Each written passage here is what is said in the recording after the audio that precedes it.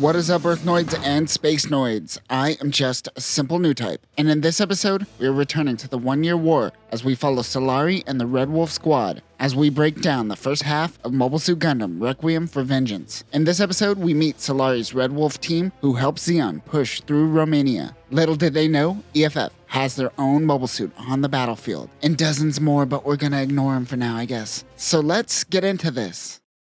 Cluj-Napoca, Romania, November, UC 0079. A platoon powers through the town thinking that no EFF activity has been seen in the area. Of course, that is when they are ambushed by Fetties. They begin pulling back as Type 61 tanks block their path. They pull back towards a roundabout where they are met with more Type 61 tanks. The Zeon commander calls for support to the Gaus in the sky. The Redwolf team prepares to drop. Why weren't they on the ground to begin with? Oh, because this is gonna look cool, huh? This guy on the ground has a Nokia phone strapped to his shoulder. When you can't rely on technology due to Minovsky particle dispersion, Nokia has you covered. As the Zaku's drop down, the Gao goes down as well. A DOP takes out some of the turrets, but one EFF soldier with an M101A3 Regina takes out the DOP. Nice shot. The Zaku's deploy their chutes when a few Saberfish attack. One Zaku takes it out. They touch down and begin supporting the ground troops. Kale and the Zaku 2F type uses a long rifle for medium and long-range support, and it is equipped with a special targeting sight. His codename is Delta. This Zaku says "Fuck Romania" and destroys the statue on landing. They are able to push EFF back. One of the Zaku's punts a Type 61 tank like a football. I always wanted to see someone kick a tank. Nice. EFF begins retreating.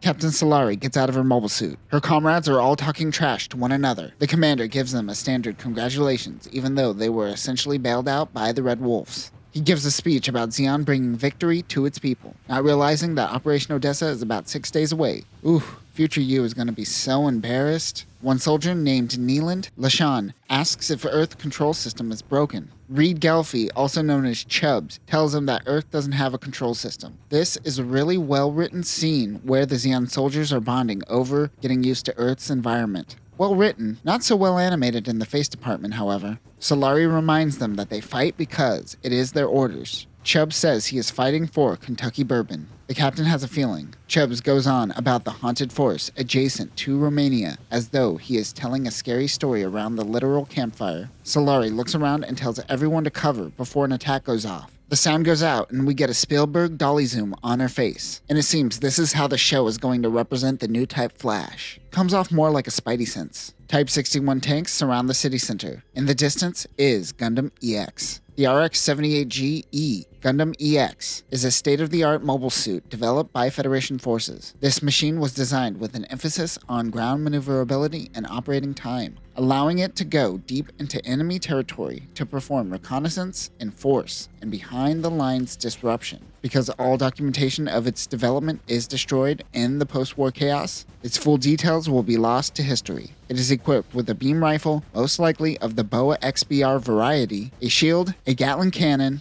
and 3 beam sabers. Solari runs back to her team and tells them to get into the Zaku. Some Zaku tanks head into battle as well. The Zaku tank is a makeshift weapon created by combining the upper body of a Zaku with a Magella attack tank base. This is a scrappy unit that is made with spare parts. There's no official form or design for this unit. It is just made with what you got. Kale goes to run support while Chubbs and Solari takes the mobile suit head on. This is the first time they have seen EFF with a mobile suit. Chubbs finds it adorable, but seconds later, Chubbs is taken out with the Boa-style beam rifle. Seeing this rifle in action is quite stunning. Not only did it penetrate the Zaku, but pierced through every building in town within its line of sight. The power of beam tech over the 120mm machine gun. Solari and the team are also taken aback by the power of the beam rifle. Lashan attacks but can't keep up. It disappears in the shadows. Kale shoots and gets a direct hit on the Gundam, but it doesn't seem to do much damage. The Gundam rushes in and does a flying jump kick on Delta before crushing the cockpit, killing Kale. No, Kale!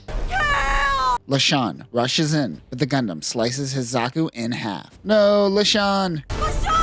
The Gundam begins rushing Solari, but the Zaku tanks distract it. While the Zaku tank dies a horrible death, Solari finds herself a Zaku bazooka. She fires and hits the Gundam, but it does absolutely nothing. The two mobile suits begin melee combat. The Gundam uses its Gatling cannon to push her Zaku away and slice through her legs and arms. Solari stares up at the Gundam. Before it is able to take her out, Magella attack tanks come in for the save. She uses this opportunity to bail out of her Zaku. This guy dies hilariously in a blaze of fire.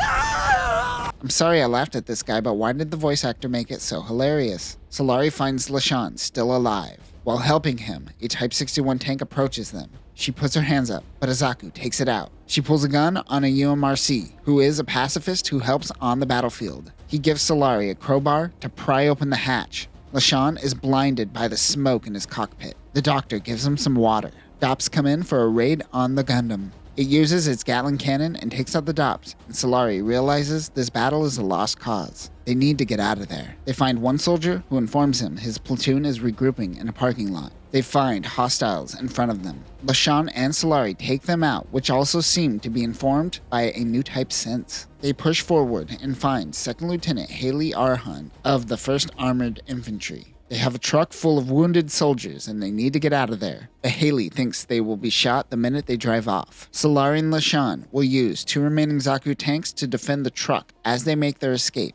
2nd Lieutenant Heaton volunteers to help drive a fuel tank into position. The doctor is almost killed when Haley comes in and saves her, but he is saddened by their deaths. Aw, poor little pacifist. Solari moves in with the gun tank. LaShawn targets the fuel tank. Heaton gets out of the giant fireball and runs back to the team. She bails and runs away. The Gundam swiftly chases her, and LaShawn fires at the fuel tank. That is when the convoy of wounded retreat. Solari, Heaton, and LaShawn bail in the busted Zaku tank. As they make their escape, we learn that Solari was once a very talented violinist. Meanwhile, the doctor is still mad at Haley for killing. On the road, they happen to run into an EFF checkpoint. A Type 61 tank takes out a Weasel, providing cover. Well, it tried to provide cover. It approaches the truck, but Solari and the gang bust in with the Zaku tank. They are able to take out 3 Type 61 tanks. EFF begins retreating. Suddenly, the sound goes out. Another new type flash. She tells everyone to bail. The Zaku tank is destroyed by the Gundam who followed them. It approaches, but suddenly a pair of Goof Customs come in to help the convoy.